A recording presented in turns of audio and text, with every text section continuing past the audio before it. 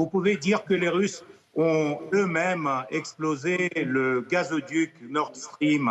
Vous pouvez dire que les Russes bombardent les pauvres immeubles des civils ukrainiens. Tous ces mensonges, comme le mensonge sur la Boutcha, comme le mensonge sur la Kakhovka qui a été explosée par les Ukrainiens pour éviter les champs de mines russes. Donc tous ces mensonges aujourd'hui passent dans la silence parce que vous n'avez même pas l'effort à faire une concurrence dans l'information.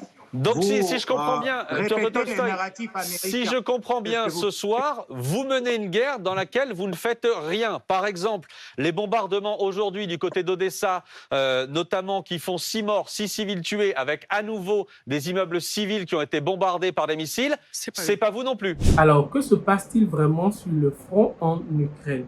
Piotr Tolstoï, ici, figure clé du gouvernement russe, nous livre sa version de la réalité.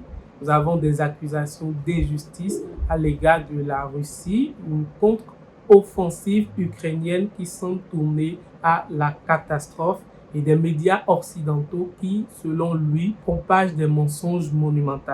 Pourtant, les informations divergent et les zones d'ombre sont nombreuses. Est-ce que la vérité se cache vraiment de ce côté ou de l'autre? Suivez avec moi la vidéo jusqu'à la fin pour qu'ensemble nous puissions tirer des conclusions sur ce qui se passe vraiment. Et surtout, si vous n'êtes pas encore abonné à la chaîne, alors faites-le en même temps. Bonsoir Piotr Tolstoï. Bonsoir. Merci d'être avec nous, vice-président de la Douma, l'Assemblée russe proche de Vladimir Poutine. Vous êtes avec nous pour parler évidemment de la contre-offensive ukrainienne, des missiles russes qui ont encore tué au moins 6 civils aujourd'hui, notamment du côté d'Odessa. Parler de Poutine avec un témoignage troublant qu'on vous montrera tout à l'heure dans une seconde à propos de votre président. Vous serez interrogé ce soir par Elsa Vidal, que je salue, rédactrice en chef de la rédaction en langue russe de RFI, par Ulysse Gosset, notre éditorialiste. Bonsoir Ulysse.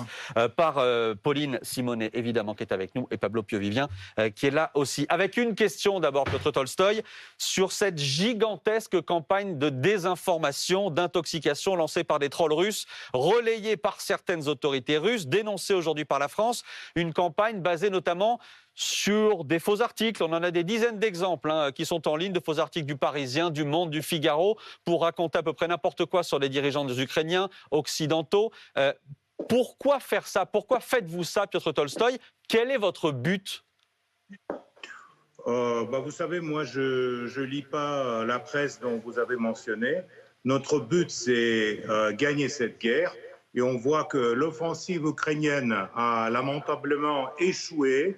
Donc aujourd'hui, tout l'armement de l'OTAN n'a rien servi. Et même dans la sphère de communication, dans laquelle l'Ukraine a produit beaucoup de mensonges à partir du coup d'État de 2014, soutenu par les Européens. Même dans cette sphère de communication, ils ont échoué aussi parce que la plupart des Européens comprennent quelle était la faute de soutenir l'Ukraine et de pousser les Ukrainiens à faire la guerre contre eux. Piotr Tolstoï, là, ce sont de vos mensonges dont on parle ce soir. Les mensonges relayés, encore une fois, par les trolls russes, financés par les entreprises russes qui ont tenté de payer Facebook, notamment pour relayer ces faux articles. On parle de vos mensonges et de mensonges de l'Occident en général, parce que vous mentez non seulement sur la situation en Ukraine à partir de 2014, mais vous mentez aussi sur les vraies raisons de tout ce qui se passe aujourd'hui en Ukraine. Vous mentez sur la guerre, vous mentez sur les chiffres des tués, et j'aimerais bien vous dire qu'à partir de 4 juin, il y a 10 000 soldats ukrainiens qui ont été tués, et tout ça à cause des Européens qui ont poussé l'Ukraine de gagner la guerre sur le champ de bataille. Mais d'où sortez-vous ce chiffre de 10 000 soldats tués, 10 000 soldats ukrainiens tués en 10 jours? Vous allez voir la vérité bientôt, malheureusement, pour vous et pour votre façon de traiter l'information en Ukraine, ça serait vraiment un coup. Mais alors, quand par exemple, Piotr Tolstoï, quand par exemple l'ambassade de Russie à Paris relaie des caricatures où on voit que l'Europe est contaminée notamment par le néonazisme, que vient faire l'ambassade de Russie dans cette campagne de désinformation? Moi, je ne suis pas un ambassadeur de la Russie, malheureusement, parce que si je l'étais, alors je pourrais bien vous répondre. Je peux juste vous dire qu'aujourd'hui, je peux répondre pour les propos tenus dans votre studio il y a un mois et demi, quand votre collègue ex-colonel m'avait demandé si les Russes ont peur des chars occidentaux. Donc les Russes ont déjà brûlé 120 chars occidentaux sur le champ de bataille lors de cette contre-offensive ukrainienne échouée. Et on va continuer à les brûler. Donc on a les preuves, non seulement les images, mais aussi plusieurs chars sont déjà dans l'armée russe et passent les études très profondes. Ulysse Gosset. Ulysse. Oui, Monsieur Tolstoï, bonsoir. Hier, on a vu un Vladimir Poutine hésitant, qui a même reconnu que l'armée russe n'avait pas été bien préparée, que les frontières n'étaient pas bien protégées, notamment du côté de Belgorod, reconnaissant donc finalement que l'opération spéciale n'avait pas été aussi réussie que vous nous le disiez. Comment vous interprétez ce mea culpa de Vladimir Poutine ? Bonsoir Ulysse, moi j'ai l'impression diamétralement opposée. Le président russe était très sûr de tout ce qui se passe et cette sûreté, il l'a transmise quand il a dit que la Russie va continuer l'opération spéciale jusqu'au bout. Nous devons attendre les buts de dénatification et démilitarisation de l'Ukraine. Même que l'Europe veut maintenant adhérer tout ce qui va rester de l'Ukraine à l'OTAN, mais on va repousser toute la structure militaire ukrainienne afin de prévenir leur frappe sur le territoire russe. Mais donc, je vous parlais de la préparation de l'armée russe. Je vous parlais de la préparation de l'armée russe. Le chef du Kremlin, c'est la première fois, a reconnu que l'armée russe n'était pas bien préparée, qu'il manquait des munitions, qu'on manquait des drones, qu'on manquait de missiles. C'est quand même extraordinaire de voir le chef des armées de la Grande Russie dire aujourd'hui, finalement, nous n'avons pas été aussi performants que nous aurions pu l'être. Chaque pays qui entre dans la situation dans laquelle est aujourd'hui la Russie a toujours des problèmes à surmonter. Vous connaissez bien l'histoire russe, vous savez que les Russes, dans toutes les grandes guerres, notamment dans la guerre avec Napoléon et dans la guerre avec Hitler, la première année a commencé juste de ramasser les forces et de passer à l'attaque. Vous attendez pas, ça va pas manquer. Et après cette contre-offensive ukrainienne échouée, on va passer à l'attaque. Vous allez voir que le président russe ne va pas vous donner l'impression de quelqu'un désespéré.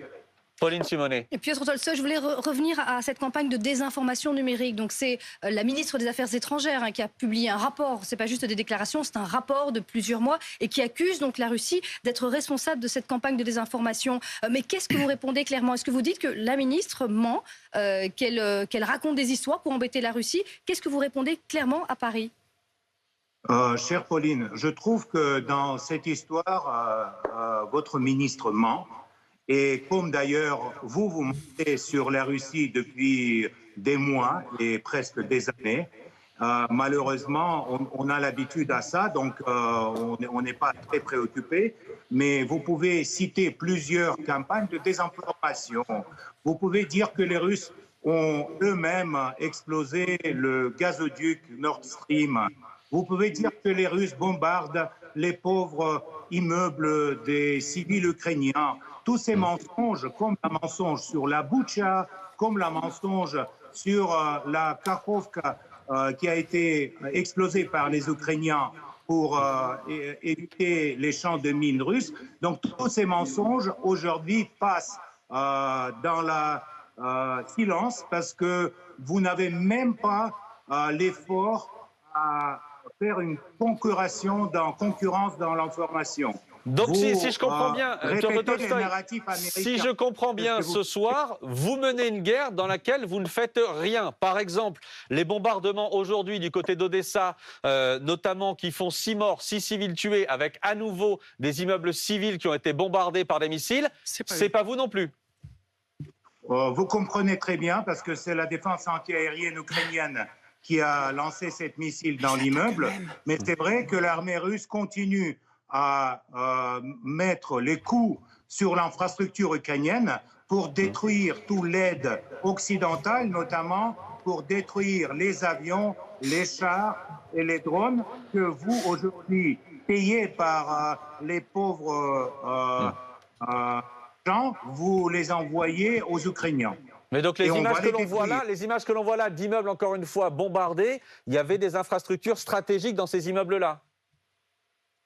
Non, comme je vous ai déjà dit, vous peut-être n'avez pas compris, c'est un missile antiaérien ukrainien qui a visé le drone russe et qui a finalement raté le drone, mais par contre tombé sur les meubles avec les civils. Mais donc c'est bien vous qui avez envoyé des drones au départ? Si la Russie bombardait les civils, il n'y aurait plus des civils à 20 km du front en Ukraine. On ne bombarde pas les civils depuis le début de cette opération spéciale militaire. C'est une menace, à Piotr Tolstoï? Comment? C'est une menace? Non, ce n'est pas une menace, c'est une constatation du fait. Si l'armée russe menait une guerre, et menait une guerre de telle façon comme les Américains, par exemple, en Irak, ou les Français en Libye, alors vous avez 20 km de flammes devant le front. Et donc ça, c'est vraiment une menace pour les civils. Nous, on ne considère pas les civils ukrainiens qui attendent l'armée russe comme une menace pour nous.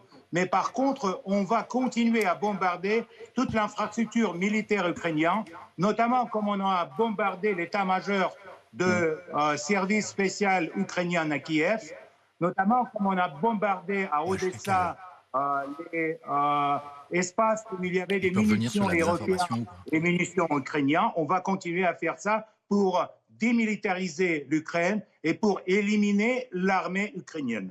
Elsa Vidal. Bonsoir Piotr Tolstoï. Je reviens sur une des questions posée par Ulysse Gosset. Si on revient à cette déclaration, à cette rencontre de Vladimir Poutine, notamment avec des blogueurs pro-guerre beaucoup plus radicaux que nombre pour l'instant, de politiciens russes, on a eu du mal à comprendre quels étaient les objectifs de la guerre, puisque Vladimir Poutine a dit qu'ils évoluaient en fonction de la situation. Donc, à l'heure d'aujourd'hui, quels sont-ils ces objectifs ?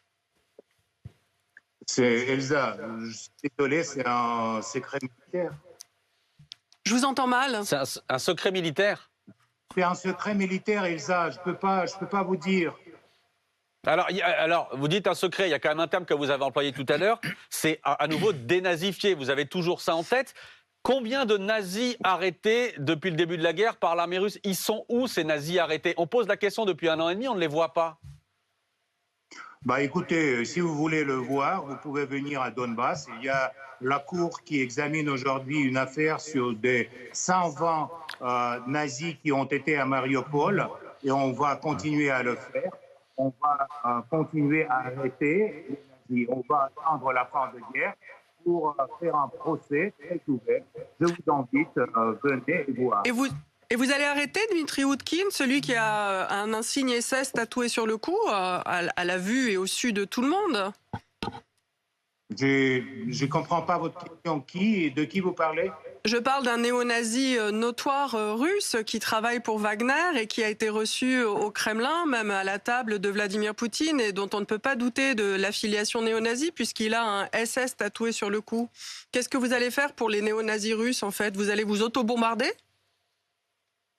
Écoutez, Elsa, moi, je n'ai pas des connaissances si profondes des tatous des soldats de Wagner. Je peux dire que les soldats de Wagner, c'est des meilleurs soldats aujourd'hui dans l'armée russe. Et donc, ils vont continuer à attaquer l'armée ukrainienne jusqu'à la frontière polonaise. Si ça vous convient comme réponse, moi, je ne suis pas spécialiste en tatous.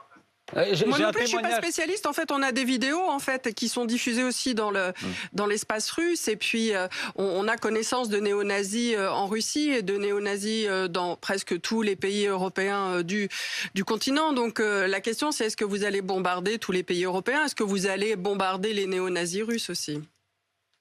Mais non, les néo-nazis russes ne vous intéressent pas visiblement, oui, j'ai compris. À mon avis, si vous voulez que je vous réponde à cette question, il faut commencer dès le début. Ça serait peut-être un peu long, mais si vous me permettez, alors je vous explique. La cause de tout ce qui se passe, ce n'est pas les tatous. Ça, c'est clair. Pardon, j'ai un témoignage pour vous, Piotr Tolstoï. J'ai un témoignage simplement sur ce sujet-là. Andrei, il a 46 ans, interrogé dans le Figaro de ce matin. C'est un Russe qui habite à la frontière avec l'Ukraine. Qu'est-ce qu'on reçoit, nous, de cette opération spéciale? C'est ce qu'il dit. Des territoires sans défense et des gens qui vivent dans la peur. Et tout ça pour quoi? Pour dénazifier en face, pour l'interrogation. J'allais encore régulièrement à Kharkiv en bus il y a quelques années. Je n'y ai jamais vu un seul nazi. C'est un Russe, c'est un citoyen russe qui parle, qui se demande pourquoi est-ce que lui n'a jamais vu de nazi du côté ukrainien et pourquoi est-ce qu'il se retrouve en danger aujourd'hui côté russe. Bien sûr, il n'a pas vu les nazis dans la partie est ukrainienne parce que en fait, c'est les Russes qui habitent. Il y a 20 millions de Russes qui habitent en Ukraine. On va les libérer. Et donc, ce qui concerne les témoignages dans certains Andrei, il faut juste regarder la télé ukrainienne avec tout leur culte de Bandera et de Shukevich, avec leurs démonstrations nocturnes et les symboles de Una Unso. Et donc, pour moi, c'est très clair. Mais ce n'est pas la guerre avec les nazis. C'est la guerre pour la sécurité de la Russie qui a été ignorée à partir de 2014, à partir de coup d'État. Et donc, vous allez voir, on va la gagner. Est-ce que vous venez de révéler un secret militaire, Piotr Tolstoï? Oui, Elsa, j'ai dit qu'il faut juste attendre la fin de la réponse.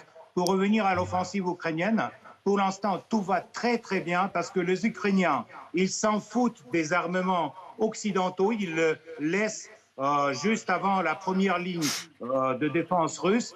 Par contre, vous, les Occidentaux, vous en foutez des soldats ukrainiens. Vous êtes obligé d'être vulgaire. Vous savez, vous avez étudié la langue française, Piotr. Vous savez que foutre, c'est pas très poli.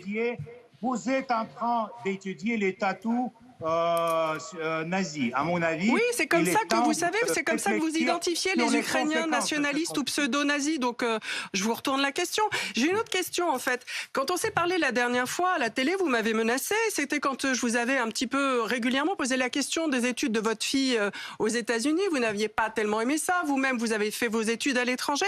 Vous pouvez nous dire quel est le poids de votre parole, étant donné que vous étiez très gêné par cette question et que vous vous êtes publiquement excusé à la télévision russe il y a quelques jours. Pourquoi vous avez dû vous excuser le 31 mai dans l'émission Vie et Destin? Ça a été dit avec beaucoup d'ironie. Malheureusement, les gens qui ne comprennent pas l'ironie, ils ne peuvent pas aller très loin dans leur analyse. Mais ça, je suis fier que ma fille a fait un stage de 2 semaines aux États-Unis. Et par contre, la connaissance du français qui nous permet de communiquer aujourd'hui, c'est grâce au fait que j'ai travaillé pour les médias français. Oui, vous êtes un fixeur qui a bien réussi, oui, on le sait. Ouais. Ulysse Gosset. Un point sur l'essentiel du moment, c'est-à-dire la contre-offensive ukrainienne. Hier, Poutine a dit les pertes ukrainiennes sont considérables. Il a parlé de 360 blindés, de 160 chars détruits. Or, les Ukrainiens continuent à progresser. Ils ont pris maintenant plus de 100 km, 160 km en quelques jours. Les troupes russes semblent à l'arrêt. Quel est aujourd'hui votre bilan Poutine a dit la contre-offensive a démarré le 4 juin. Nous sommes le 14 juin. En 10 jours, où en est-on? Et question finalement, vous pensez que cette guerre va durer combien d'années, Monsieur Tolstoï? Monsieur Gosset, le bilan de l'offensive ukrainienne qui a échoué, c'est qu'ils ont perdu déjà 20% de l'aide occidentale, de l'aide de l'OTAN, que vous l'avez envoyée pour l'argent des habitants de l'Europe occidentale. Ils ont perdu plus de 10 000 soldats ukrainiens qui sont morts. Et c'est aussi parce que M. Borrell a dit qu'il faut gagner sur le champ de bataille. Qu'est-ce que je peux vous dire encore? Je peux dire qu'on va continuer à envoyer les missiles dans les centres de commandement et les arsenaux à l'intérieur des territoires ukrainiens. Ça, on va le faire pour les détruire.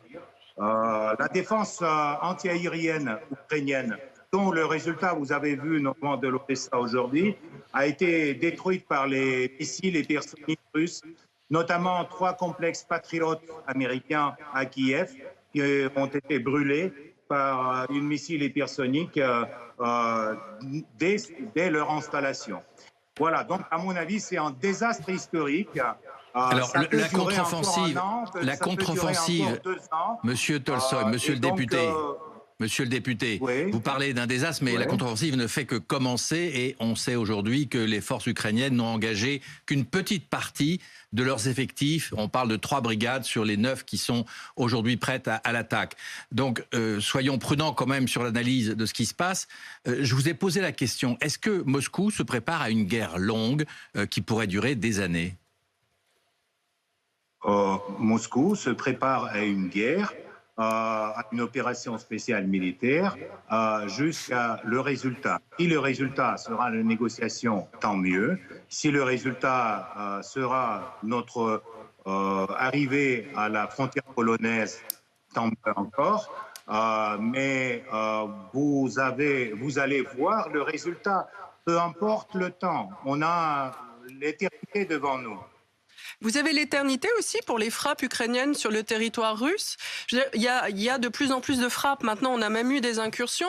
Je pense que le problème auquel Ulysse faisait aussi référence tout à l'heure, qui a été reconnu par Vladimir Poutine, c'est que la frontière russe, soi-disant inviolable, elle a été enfoncée à plusieurs reprises et les troupes n'ont pas réussi à renvoyer chez eux ces groupes d'intervention. Aujourd'hui, on a même des députés à la Douma qui proposent de pouvoir envoyer les gens placés en détention préventive ou en prison directement sur le front. Comment vous allez faire pour défendre le territoire russe ? On n'a pas besoin de réagir à des tentatives de faire bouger nos forces armées du front pour protéger la frontière à Belgorod. À Belgorod, il y en a assez des militaires. Et donc, contrairement à ce que vous dites, tous les groupes de terroristes qui ont entré sur le sol russe ont été chassés et tués. Donc, pour l'instant, il n'y a aucune preuve, il n'y a aucun fondement pour l'analyse que vous faites. Par contre, pour commenter les propos de Ulysse Gosset sur le 100 km² libérés par les Ukrainiens, donc il faut que vous compreniez que c'est 100 km² de zone grise sur le front de 1000 km de longitude. Donc pour l'instant, c'est vrai que l'offensive ukrainienne, c'est un désastre historique, non seulement pour les Ukrainiens, mais aussi pour vous, pour les Occidentaux, et malgré tous les efforts ukrainiens et occidentaux, les Russes vont gagner cette guerre. Vous allez Piotr le Tolstoï, voir. 2 questions encore. D'abord, avec ce début de mutinerie du côté de Prigojine et de Wagner, Prigojine qui refuse que ses hommes se placent sous le commandement de l'armée russe. Il refuse que lui ordonne Vladimir Poutine. Qu'est-ce que vous lui répondez? Il va devoir être sanctionné? Ah bah oui, il y a un problème. Hein. À mon avis, Prigojine a ses propres capacités et ses propres contacts au sein du ministère de la Défense et aussi au sein de l'administration présidentielle. Donc, si vous êtes inquiet pour lui, vous inquiétez pas, parce que pour l'instant, Wagner, comme j'ai déjà dit, un des meilleurs régiments de l'armée russe, et même sans les formalités, sans les contrats signés, ils vont continuer à battre les Ukrainiens sur tout le front. Mais vous en pensez quoi du point de vue institutionnel? Le ministère de la Défense, c'est lui qui fait la guerre en principe. Vladimir Poutine a dit aussi qu'il fallait quand même régler cette question, les compagnies militaires privées ne sont pas autorisées en Russie. Vous êtes un député, vous pensez quoi de cette situation? Je pense de cette situation qu'avant qu'on gagne la guerre, il ne faut pas mener les discussions à l'intérieur de ceux qui sont sur le front. Et donc, plus on est unis, plus vite on va avancer sur les territoires. Donc vous ne soutenez pas le ministère de la Défense? Moi, à part le ministère de la Défense, dans l'opération spéciale, elles participent encore une quinzaine d'organisations, notamment... Qui sont illégales, donc? Non, attendez. Bien sûr que c'est pas légal en Russie, les organisations militaires privées. Vous le savez bien. Les organisations comme la Garde nationale, comme le service de sécurité, mais ça, c'est une institution officielle. Comme ministère pour les situations d'urgence, qui a liquidé les conséquences des frappes ukrainiennes sur Kakhovka et donc l'inondation de Dniepr provoquée par les forces ukrainiennes. Donc tous ces régiments, ils sont en coordination avec le ministère de la Défense et vous inquiétez pas, ni pour le ministère de la Défense, ni pour la Russie, ni pour M. Prigojine, tout va bien et pour l'instant on gagne l'initiative. Tout ne va pas bien puisque Prigojine contredit directement Vladimir Poutine en disant que non, il ne signerait pas de contrat avec le ministère de la Défense. Question d'Ulysse. Monsieur le député avis, Piotr Tolstoï, j'ai une question. Vous savez qu'il y a dans quelques jours le sommet de l'OTAN dans les pays baltes. Et la question de la sécurité de l'Ukraine va être sur la table. Est-ce que ce sommet de l'OTAN n'est pas finalement la preuve que Poutine a échoué, puisque l'OTAN est encore plus fort qu'avant la guerre et qu'aujourd'hui l'OTAN est aux frontières de la Russie? Et puis vous savez aussi qu'on approche des élections américaines. Biden soutient l'Ukraine et la soutiendra jusqu'au bout. On voit que Trump revient dans le paysage malgré ses problèmes judiciaires. Est-ce que vous souhaitez le retour de Trump à la Maison-Blanche pour négocier avec Poutine? Bon, d'abord, à propos de l'OTAN. L'OTAN, c'est une organisation banqueroute et malgré leur sommet à Vilnius et malgré leur volonté d'adhérer à l'Ukraine ne va jamais être le membre de l'OTAN. Soit l'Ukraine va exister comme un pays neutre, soit il ne veut pas exister du tout. Ça, c'est une très claire position russe sur la question d'élargissement de l'OTAN. Et c'est l'élargissement de l'OTAN qui a provoqué la situation avec l'opération spéciale militaire. Ça, c'est la première partie de votre question, monsieur le journaliste.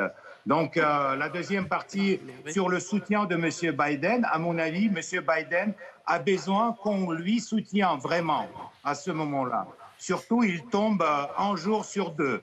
Donc, ni le retour de Trump, ni le soutien de M. Biden n'arrêtent pas la Russie de cesser l'opération pour assurer sa sécurité nationale. On s'en fout de M. Trump, de la Maison-Blanche, du sommet de Vilnius. On va continuer à attendre la contre-offensive ukrainienne et quand il sera fini, on va passer à l'offensive, nous.